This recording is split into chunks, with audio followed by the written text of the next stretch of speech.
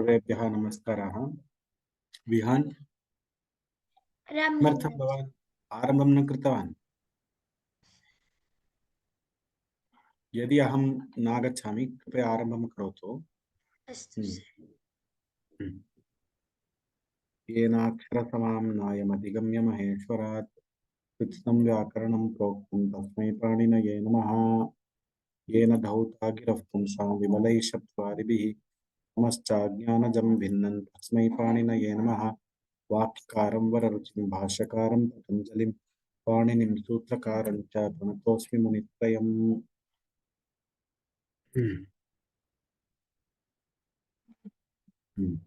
अथ द्वितीयाध्याये द्वितीयः पादः। वदतु, न श्रूयते। हरि ओम् विहान्, आं सर् न श्रूयते भवतां ध्वनिः। सर् इदानीम् इदानीं श्रूयते। मम ध्वनिः श्रूयते वा? आं सर् श्रूयते। अथ पाणिनीयसूत्रपाठे द्वितीयाध्याये द्वितीयः पादः। अथ पाणिनीयसूत्रपाठे द्वितीयाध्याये द्वितीयः पादः। अथ पाणिनीयसूत्रपाठे द्वितीयाध्याये द्वितीयः पादः।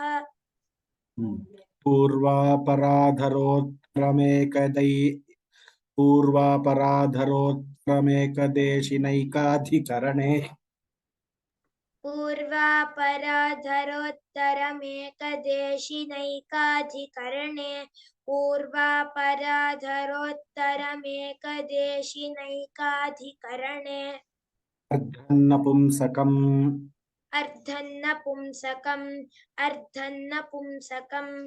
द्वितीय तृतीय चतुर्थ तुर्याण्यतरस्याम्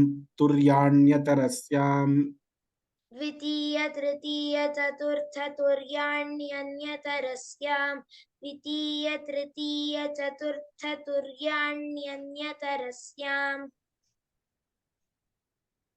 आप्तापन्ने च द्वितीयया प्राप्तापन्ने च द्वितीयया प्राप्तापन्ने च द्वितीयया कालाः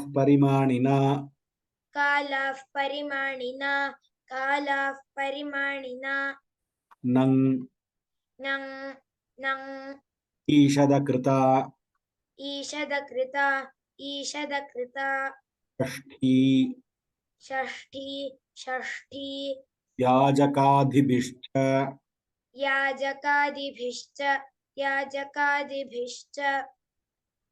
न निर्धारणे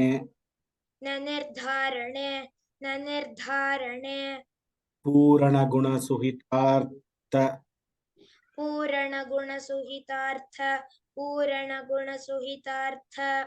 तदव्ययतव्यसमानाधिकरणेन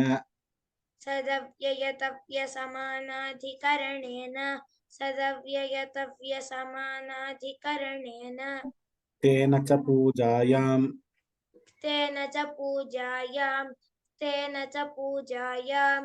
अधिकरणवाचिना च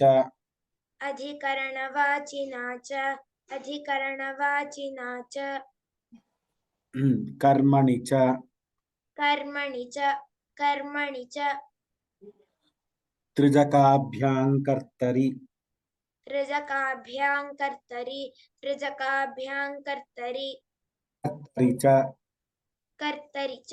कर्तरि च नित्यं क्रीडाजीविकयोः नित्यं क्रीडाजीविकयोः उगतिप्रादयः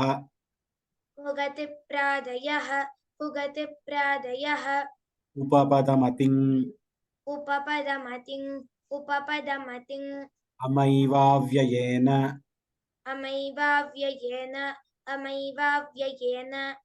तृतीया प्रभृतीन्यन्यतरस्याम्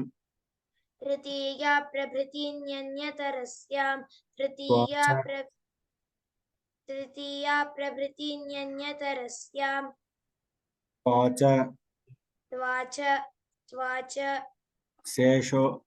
शेषो बहुव्रीहिः शेषो बहुव्रीहिः शेषो बहुव्रीहिः अनेकमन्यपदार्थे अनेकमन्यपदार्थे अनेकमन्यपदार्थे संख्यया व्ययासन्नदूराधिक संख्यया संख्यया व्ययासन्नादूराधिकसंख्याः संख्येये संख्यया व्ययासन्नादूराधिकसंख्याः संख्येये संख्यया व्ययासन्नादूराधिकसंख्याः संख्येये दिङ्नामान्यन्तराळे दिङ्नामान्यन्तराले तत्र तेनेदमिति स्वरूपे तत्र तेनेदमिति स्वरूपे तेन सहेति तुल्ययोगे तेन सहेति तुल्ययोगे चार्थे द्वन्द्वः चार्थे द्वन्द्वः उपसर्जनं पूर्वम्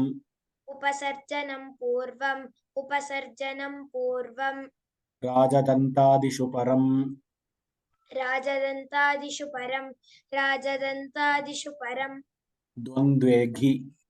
द्वन्द्वेघि द्वन्द्वेघि अजाद्यदन्तम् अजाद्यदन्तम् अल्पाच्स्तरम् अल्पाच्स्तरम् सप्तमी विशेषणे बहुव्रीहौ सप्तमी विशेषणे बहुव्रीहौ निष्ठा निष्ठा वाहिताग्न्यादिषु वाहिताग्न्यादिषु कडाराः कर्मधारये कडाराः कर्मधारये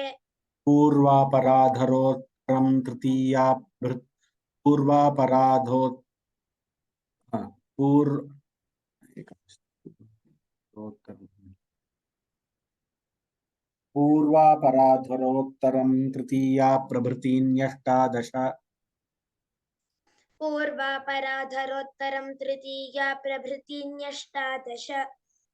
पूर्वापराधरोत्तरं तृतीया प्रभृतीन्यष्टादश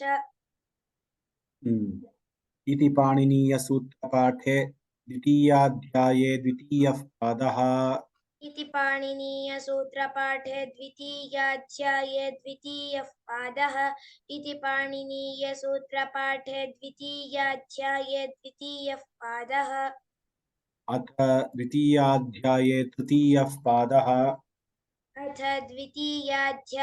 तृतीयः पादः अथ द्वितीयाध्याये तृतीयः पादः अनभिहिते अनभिहिते कर्मणि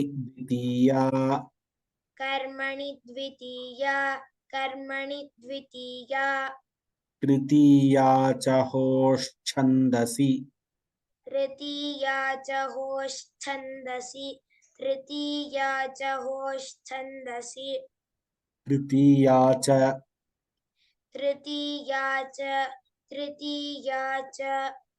होश्छन्दसि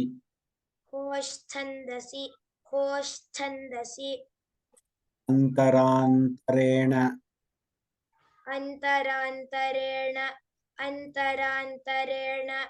युक्ते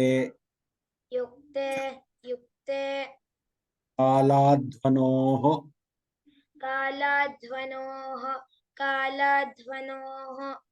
अत्यन्तसंयोगे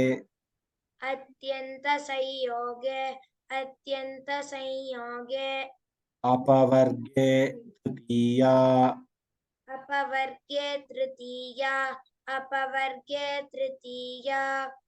सप्तमी पंचम्यौ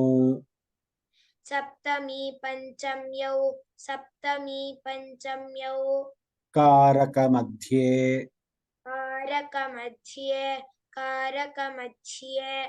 कर्म प्रवचनीययुक्ते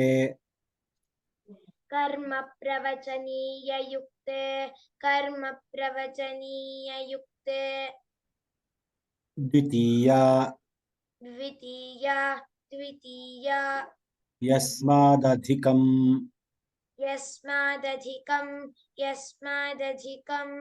यस्य चेश्वरवचनं यस्य चेश्वरवचनं सप्तमी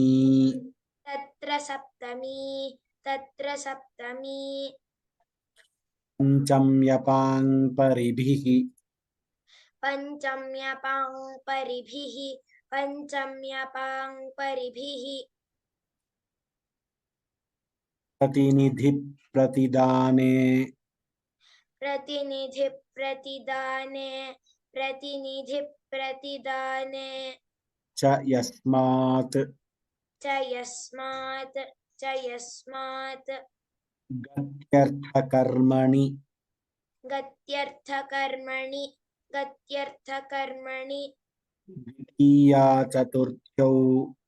द्वितीया चतुर्थ्यौ द्वितीया चतुर्थ्यौ चेष्टायामनध्वनि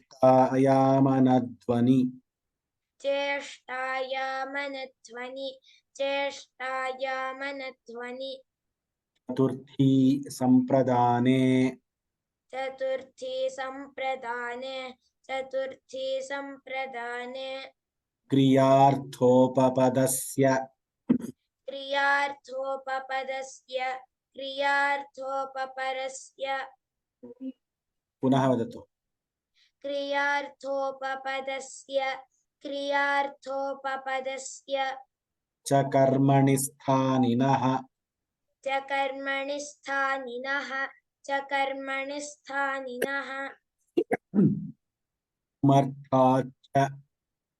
तुमर्थाच्च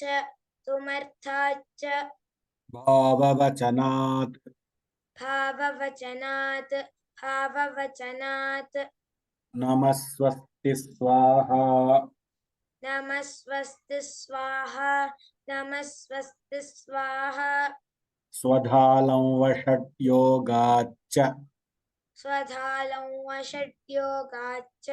स्वधालं वषड्योगाच्च मन्यकर्मण्यनादरे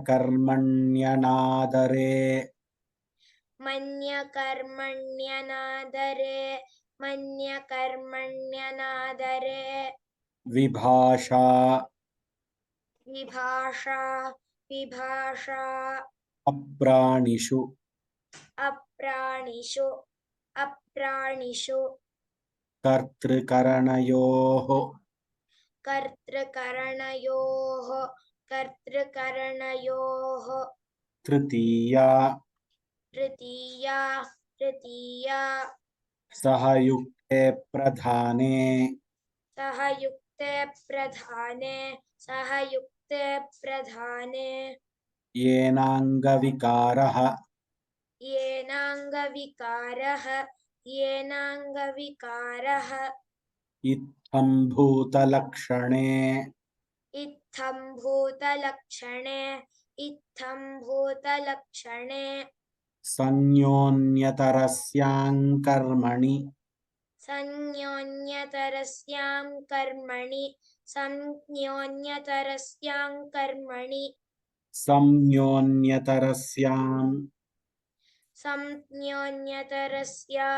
संयोन्यतरस्यां कर्मणि हेतौ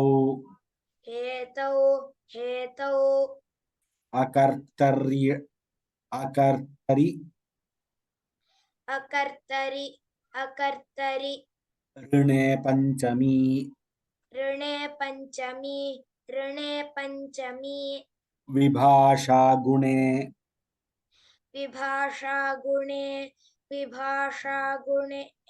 अस्त्रियां षष्ठी हेतुप्रयोगे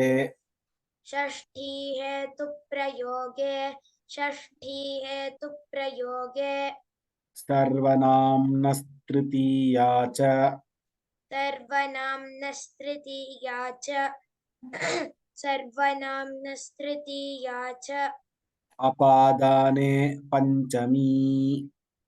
अपादाने पञ्चमी अपादाने पंचमी अन्यारादितरर्थे अन्यारादितरर्थे अन्यारादितरर्थे शब्दांचूत्रपद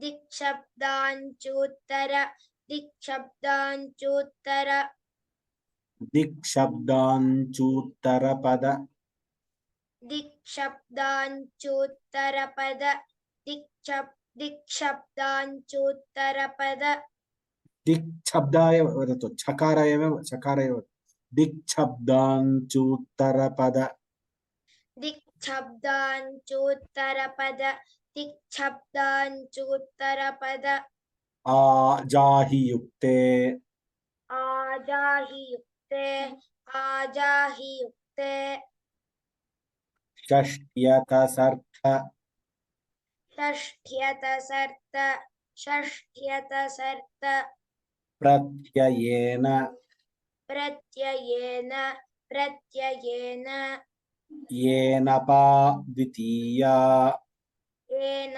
पाद्वितीया येन पाद्वितीया पृथग्विना नानाभिः पृथक् पृथग्विना नानाभिः पृथग्विना नानाभिः तृतीयान्यतरस्याम् तृतीयान्यतरस्यां तृतीयान्यतरस्यां करणे च करणे च करणे च करणे च करणे च स्तोकाल्प करणे च स्तोकाल्प करणे च स्तोकाल्प कृच्छ्र कृच्छ्र कृच्छ्र कतिपयस्य कतिपयस्य कतिपयस्य असत्त्ववचनस्य असत्त्ववचनस्य असत्त्ववचनस्य दूरान्तिकार्थैः दूरान्तिकार्थैः दूरान्तिकार्थैः षष्ठ्यन्यतरस्याम् षष्ठ्यन्यतरस्यां षष्ठ्यन्यतरस्यां दूरान्तिकार्थेभ्यो दूरान्तिकार्थेभ्यो दूरान्तिकार्थेभ्यो वस्तुतः दूरान्तिकार्थेभ्यः दूरान्तिकार्थेभ्यः दूरान्तिकार्थेभ्यः द्वितीया च द्वितीया च द्वितीया च मिलित्वा यदा उच्यते तदा दूरान्तिकार्थेभ्यो द्वितीया च इति वक्तव्यम् यदा तत्र विभज्य उच्यते तत्र विसर्गः उच्चारणीयः सप्तम्यधिकरणे च सप्तम्यधिकरणे च सप्तम्यधिकरणे च यस्य च भावेन भावलक्षणम् यस्य च भावेन भावलक्षणं यस्य च भावेन भावलक्षणं षष्ठी चानादरे षष्ठी चानादरे षष्ठी चानादरे षष्ठी चानादरे स्वामीश्वराधिपति स्वामीश्वराधिपति स्वामीश्वराधिपति दायादसाक्षि दायादसाक्षि दायादसाक्षि प्रतिभूप्रसूतैश्च प्रतिभूप्रसूतैश्च प्रतिभूप्रसूतैश्च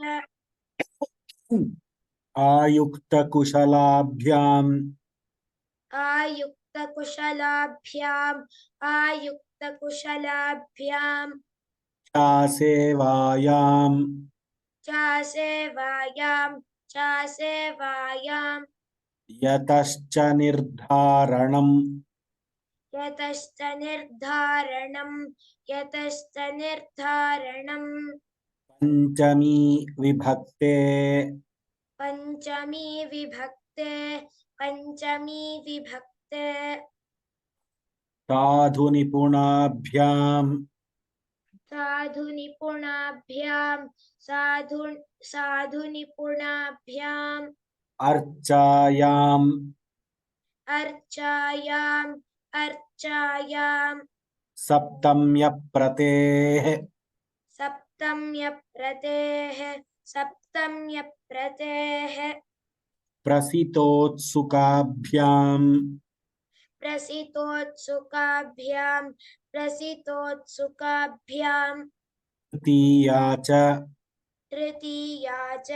तृतीया च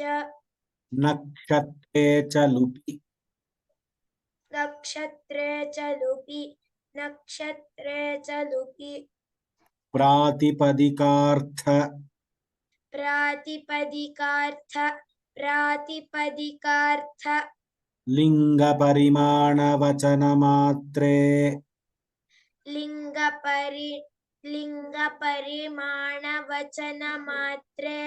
लिङ्गपरिमाणवचनमात्रे लिङ्गपरिमाण लिङ्गपरिमाण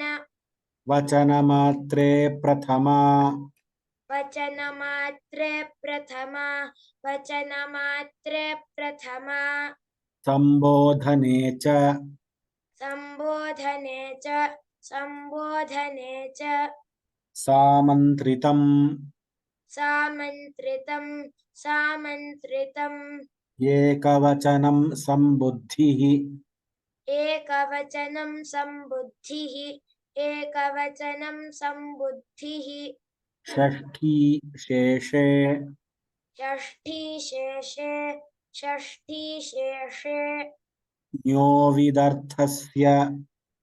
ञोविदर्थस्य ञोविदर्थस्य करणे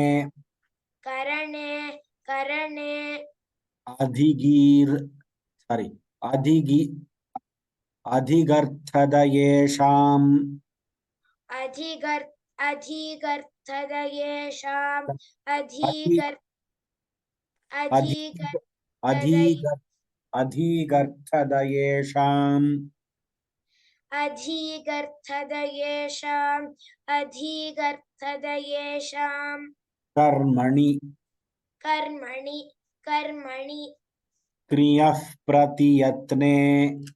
क्रियः प्रतियत्ने क्रियः प्रतियत्ने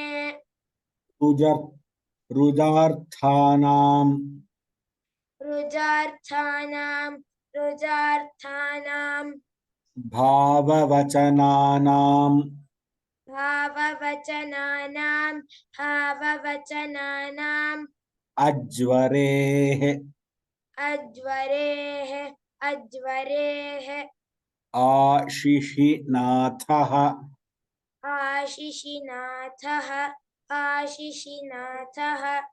जासिनिप्रहण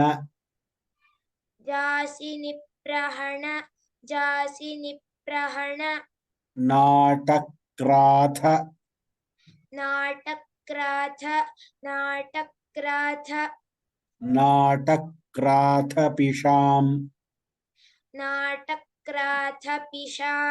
नाटक्राथपिशाम्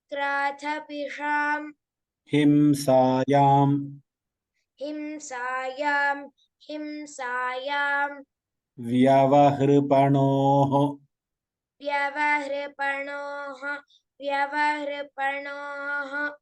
समर्थयोः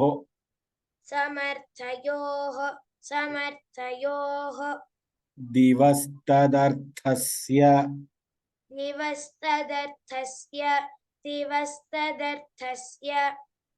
विभाषोपसर्गे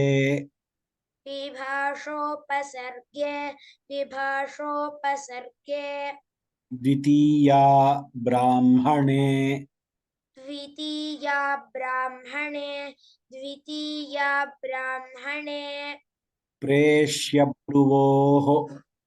प्रेष्यभ्रुवोः हविषः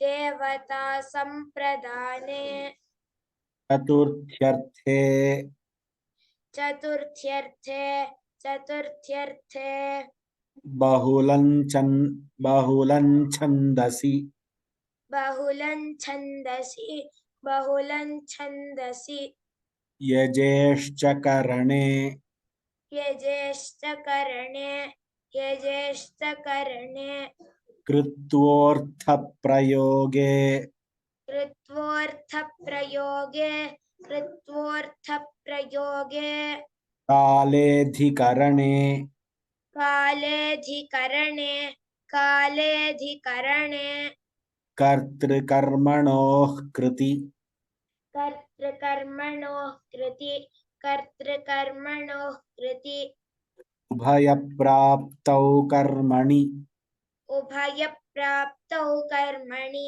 उभयप्राप्तौ कर्मणि तस्य च वर्तमाने तस्य च वर्तमाने तस्य च वर्तमाने तस्य लक्षणं तस्य च तस्य च वर्तमाने तस्य च वर्तमाने तस्य च वर्तमाने अधिकरणवाचिनश्च अधिकरणवाचिनश्च अधिकरणवाचिनश्च न लोकाव्ययनिष्ठा न लोकाव्ययनिष्ठा न लोकाव्ययनिष्ठा फलर्थतृणाम् खलर्थतृणाम् तत्र तृणाम् इति अस्ति अहं वदामि फलर्थतृणाम् एक्चुअली तृणामेव फलर्थतृणाम् खलर्थतृणाम् अके अकेनोः अकेनोः भविष्यदाधमर्ण्ययोः भविष्यदाधमर्ण्ययोः अकेनोः अकेनोः भविष्यत् भविष्यत् आधमर्ण्ययोः आधमर्ण्ययोः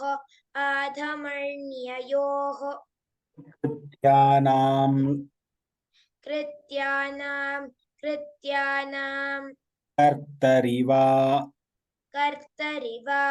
कर्तरिवा तुल्यार्थैः तुल्यार्थैः अतुलोपमाभ्याम्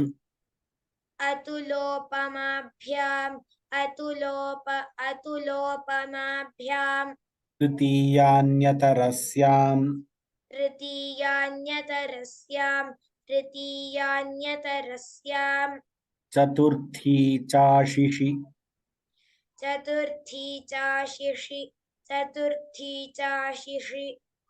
आयुष्यमद्रभद्र आयुष्यमद्रभद्र कुशलसुखार्थहितैः कुशलसुखार्थहितैः अनभिहित इत्थम् अनभिहित इत्थम्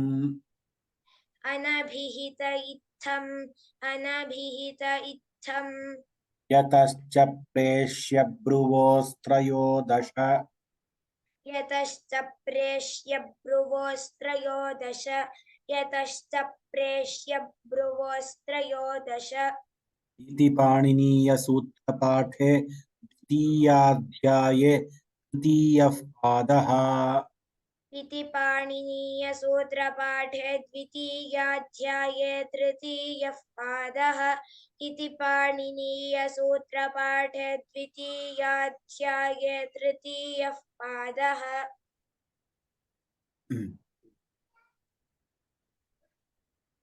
निमेषद्वये आगच्छामि.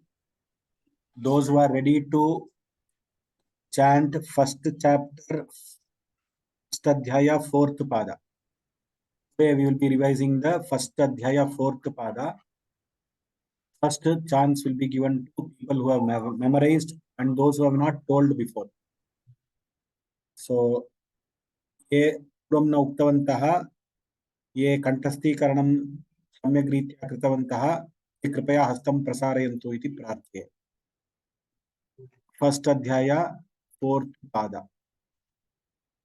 If there are nobody like that, then we can go for Muttulakshmi has raised. Astu pashyamah. Astu Muttulakshmi Bhagini vadatu. I have read, sir, but I have not told by memory. Now I can tell by memory. Very good. Please tell. अतः पाणिनीयसूत्रपाठे प्रथमाध्याये चतुर्थः पादः आकडारादेकासन्न्या विप्रतिषेधे परं कार्यं यूस्त्र्याख्यौ नदी नेयङ्गुवं स्थानावस्त्री वामीङिति ह्रस्वश्च शेषोऽघ्यसखी पतिः समास एव षष्ठीयुक्तश्छन्दसि वा ह्रस्वं लघु संयोगे गुरु दीर्घञ्च यस्मात् प्रत्ययविधिस्तदादिप्रत्ययेङ्गं सुप्तिङन्तं पदं नः केसिति च स्वादिष्व सर्वनामस्थाने यचिभं तसौ मत्वर्ते अयस्मयादीनि छन्दसि बहुषु बहुवचनं द्वेकयोर्द्विवचनैकवचने कारके ध्रुवमपाये पादानं भीत्रार्थानां भयहेतुः पराजेरसोढः पराजेरसोढः वारणार्थानामीप्सितः अंतर्धौ येनादर्शनमिच्छति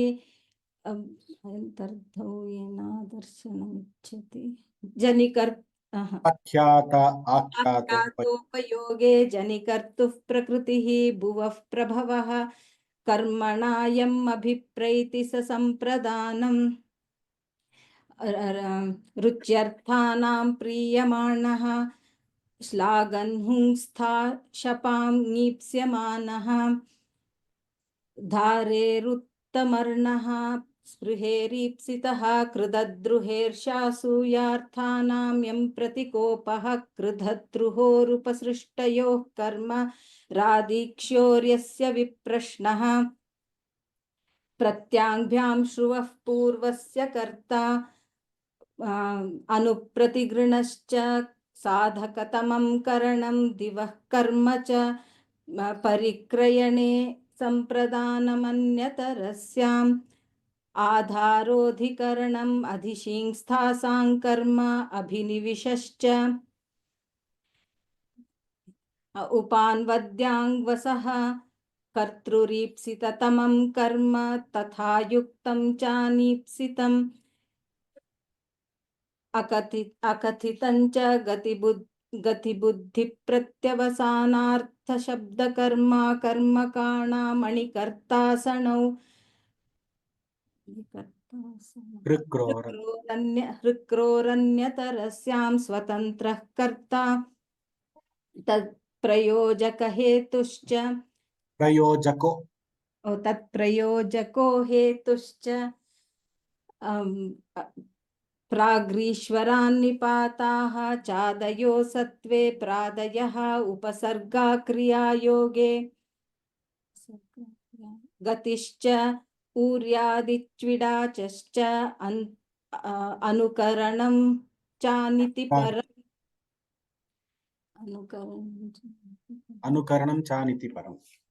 अनुकरणं चानिति परम् आदरानादरयोः सदसति भूषणेनम् अन्तरपरिग्रहे कणे मनसि श्रद्धा प्रतिघाते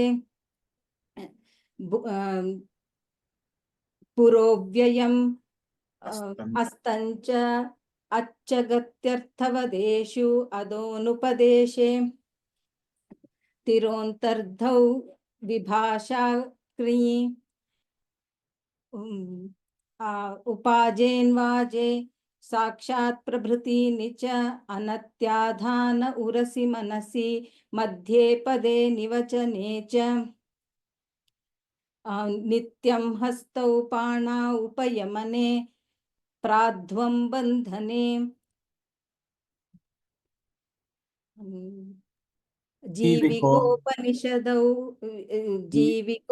जीविकोपनिषदौपम्ये ते प्राग्धातोः छन्दसि परेऽपि व्यवहिताश्च कर्म प्रवचनीयाः अनुर्लक्षणे तृतीयार्थे हीने उपोधिके च अपपरिवर्जने आङ्मर्यादावचने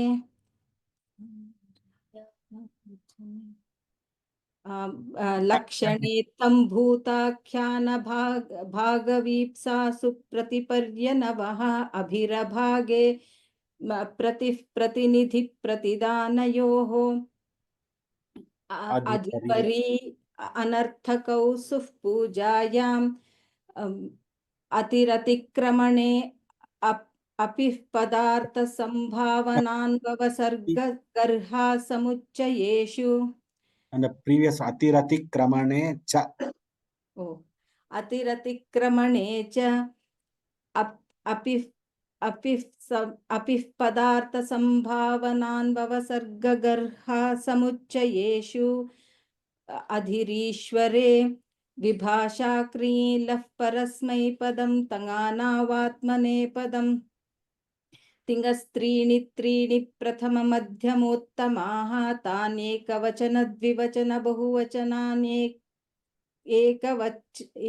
एकवच्च सुपः विभक्ति तान्येकवचन द्विवचन बहुवचनान्येकशः तान्येकवचन द्विवचन बहुवचनान्येकशः सुपः विभक्तिश्च युष्मद्युपपदे समानाधिकरणे स्थानिन्यपि मध्यमः प्रहासे मन्योपपदे मन्यते प्रहासे च मन्योपपदे मन्यतेरुत्तमः एकवच्च अस्मद्युत्तमः शेषे प्रथमः परस्सन्निकर्षः संहिता विरामोऽवसानम् आकडाराद् बहुष्वनुप्रतिगृण ऊर्यादि छन्दसि तिङो दश. Excellent. Uttama prayatna. Excellent. Samyag uktam. Iva shobhanam. Uttamam bagini.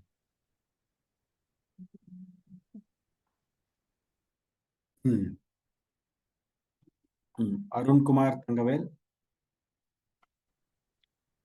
Ram Mahoday. You have told before or first time you are telling? First time I am telling the whole Pada Mahoday. Astu.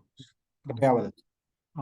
अथ पाणिनीय सूत्र पाठे प्रथमोऽध्याये चतुर्थः पादः आकडारादेका संज्ञा विप्रतिषेधे परं कार्यं यो स्त्रियाख्यौ नदी नेयङ्गंस्थानावस्त्री वामी नीतिह्रस्वश्च शेषो घ्यसखी पतिस्समास एव षष्ठीयुक्तश्छन्दसि वा तस्मल्लघु संयोगे गुरु दीर्घञ्च यस्मात् प्रत्यये विधिस्तदादिः प्रत्ययेऽङ्गं सुप्तिगन्तं पदं नह्ये सिति च स्वादिष्वसर्वनामस्थाने यचिभं तसौ मत्वर्थे अयस्मयादीनि छन्दसि बहुषु बहुवचनं द्वेकयो द्विवचनैकवचने कारके ध्रुवमपाये पादानं भीत्रार्थानां भयहेतुः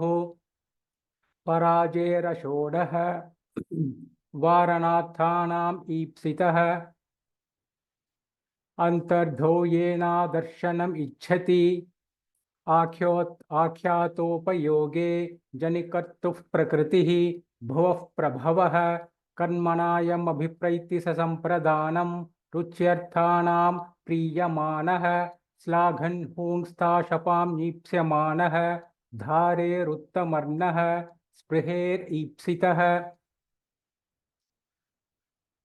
क्रुधद्रुहेर्ष्यासूयार्थानां यं प्रतिकोपः कृतद्रुहो नृपसृष्टयोः कर्म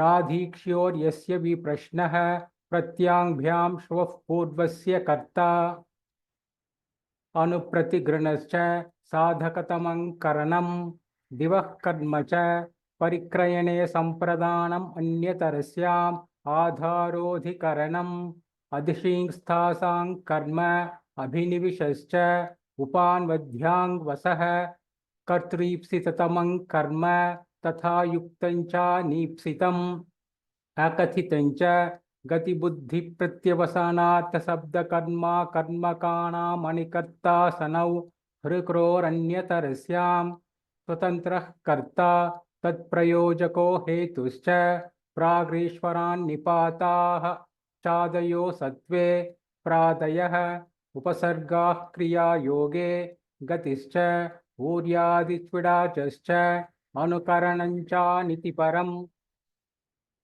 आदरानादरयो सदसति भूषणेलम् अन्तरपरिग्रहे कने मनसि श्रद्धा प्रतीगाते पुरोव्ययम् अस्तञ्च अच्छगत्यर्थवदेशो अदोनुपदेशे तिरोन्तर्धौ विभाषा कृञि उपाजेन्वाजे साक्षात् प्रभृतीनि च अनत्याधान उरसि मनसि मध्ये पदे निवचने च नित्यं हस्ते पाना उपयमने प्राध्वं बन्धने नित्यं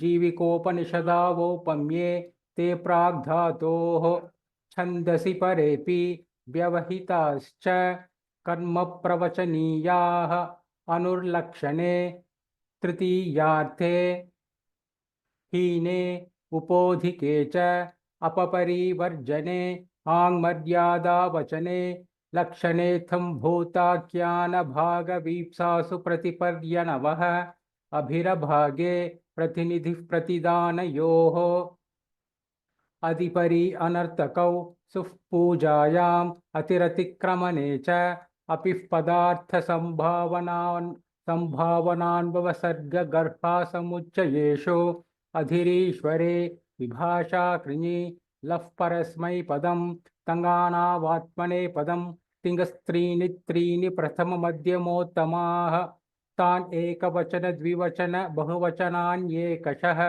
सुपः विभक्तिश्च युष्मद्युपपदे समानाधिकरणे स्थानिन्यपि मध्यमः प्रहासे च मन्योपपदे मन्यतेरुत्तम एकवच्च अस्मद्युत्तमः शेषेः प्रथमः परसन्निकर्षः संहिता विरामोऽवसानम् आकडाराद् बहुषु अनुप्रतिगृह्ण ऊर्यादि छन्दसि तिङोदश इति पाणिनीयसूत्रपाठे प्रथमोऽध्याये चतुर्थः पादः।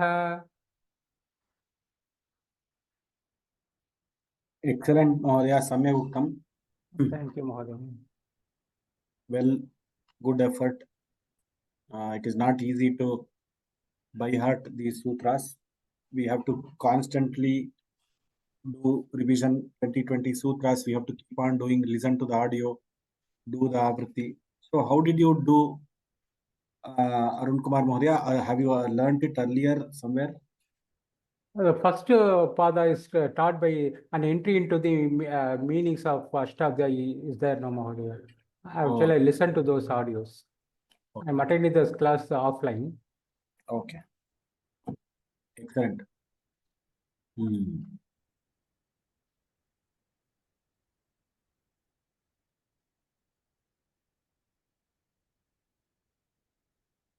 Pradeep Putlur Mahodaya, I see that you have raised your hand. Have you by hearted the whole pada?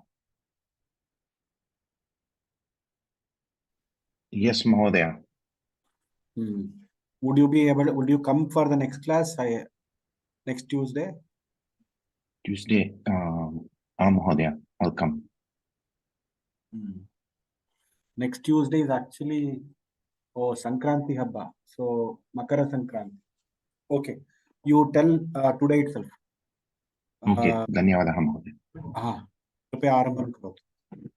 आकडारादे का संज्ञा विप्रतिषेधे परं कार्यं युस्त्राख्यो नदी नेयुं नेयं वं ने नेयं वं स्थानावस्त्री हम्म।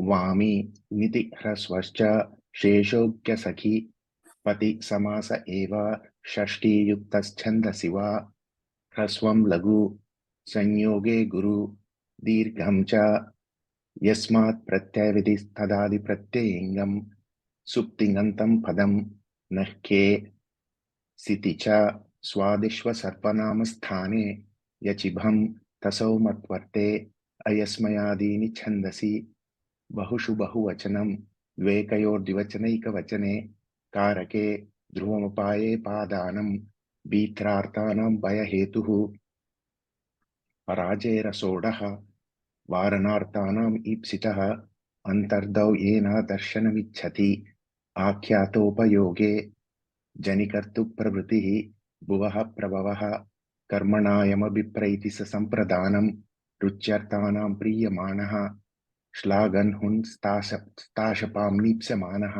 धारेरुत्तमर्णः स्पृहेरीप्सितः कृतद्रुहेर्षासूयार्थानां यं प्रतिकोपः कृतद्रुहोरुपसुष्टयोः कर्म रादीक्ष्योर्विप्रश्नः प्रत्याङ्भ्यां श्रुवः पूर्वस्य कर्ता अनुप्रतिगृणश्च साधकतमं करणं दिवः कर्म च परिक्रयणे सम्प्रदानमन्यतरस्याम् आधारोऽधिकरणम् अधिशींस्तासां कर्म अभिनिविशश्च उपान्वद्याङ्वसः कर्तुरीप्सितमं कर्म तथा युक्तं चानीप्सितम् अकथितं च गतिबुद्धिप्रत्यवसानार्थशब्दकर्मा कर्मकाणा मणिकर्तासनो शुक्रोरन्यतरस्यां स्वतन्त्रः कर्ता तत्प्रयोजको हेतुश्च प्राग्रीश्वरा निपाता प्रादयो सत्त्वे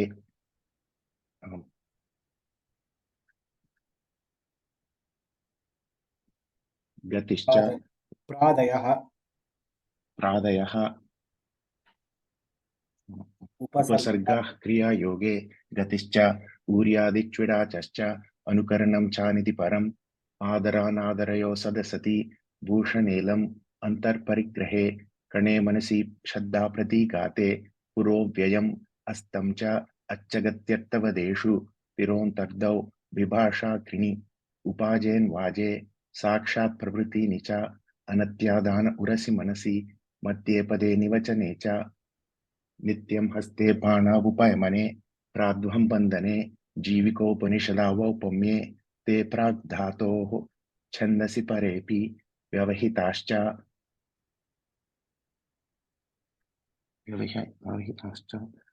कर्मप्रवचनीयाः कर्मप्रवचनीयाः अनुर्लक्षणे तृतीयार्थे हीने उपोदिके च अपपरिवर्जने आङ्मर्यादावचने लक्षणेत्थं भागवीप्सासु प्रतिपर्यनवः अभिरभागे प्रतिनिधि प्रतिदानयोः अधिपरि अनर्थकौ सुःपूजायाम् अतिरतिक्रमणे च अपि पदार्थसम्भावनान्वसर्गगर्हा समुच्चयेषु अधिरीश्वरे विभाषाग्नि लः परस्मैपदं तङानावात्मनेपदं तिङ्स्त्रीणि त्रीणि प्रथममध्यमोत्तमाः तान् एकवचन द्विवचन बहुवचनान् एकशः सुपः विभक्तिश्च युष्मद्युपपदे समानाधिकरणे स्थानिन्यपि मध्यमः प्रहासे च मन्योपपदे मन्यतेरुत्तम एकवच्च अस्मद् उत्तमः शेषे प्रथमः परः सन्निकर्षसंहिता विरामोऽवसानम् आकटारात् बहुषु अनुप्रतिगृणश्च ऊर्यादिच्छन्दसि तङ्गोदश इति पाणिनीयसूत्रपाठे प्रथमाध्याये चतुर्थः पादः धन्यवादः Can I give you some feedback, Mahodaya? आम् So, Sutra number 39. Do you have the book or somewhere? Do you have a आम् book? 39 कृपया पठतु 39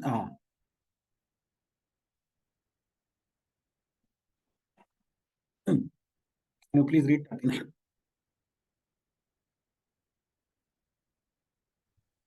राधीक्ष्योर् यस्य विप्रश्नः राधीक्ष्योर् यस्य प्रश्नः सम्यक् 49 can you read 49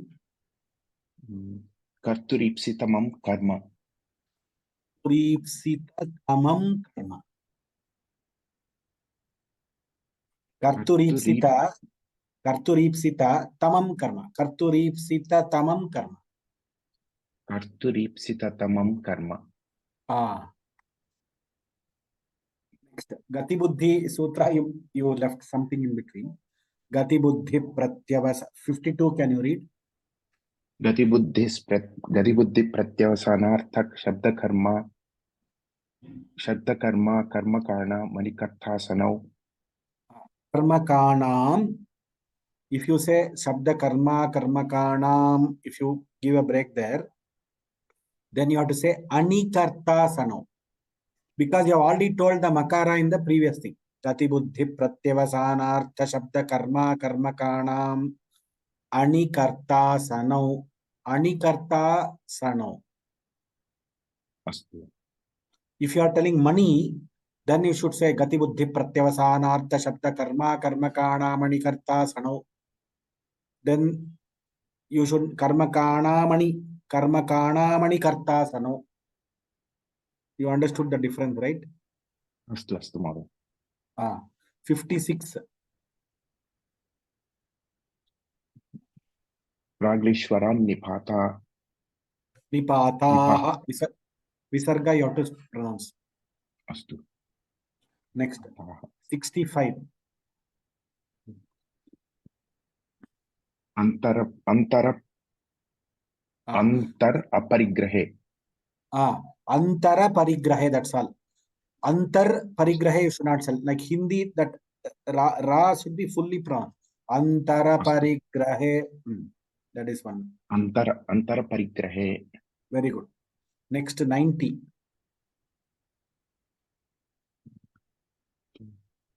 लक्षणेत्थं भूताख्यान भागवीप्सासु प्रतिपर्यनवः You know what? You missed some of the words there. अस्तु 107. शेषे प्रथमः 107. 107 अस्मद् उत्तमः Asmadyuttamaha. Asmadi Uttamaha. Asmadyuttamaha. अस्मद्युत्तमः अस्तु So Asmad Uttamaha you are telling. That is not correct. Asmadyuttamaha. अस्मद्युत्तमः Very good. That's all, sir. So please mark the sutras. I will give you the numbers again, you practice. 39, 49, 52, 56, 65, 90, 107.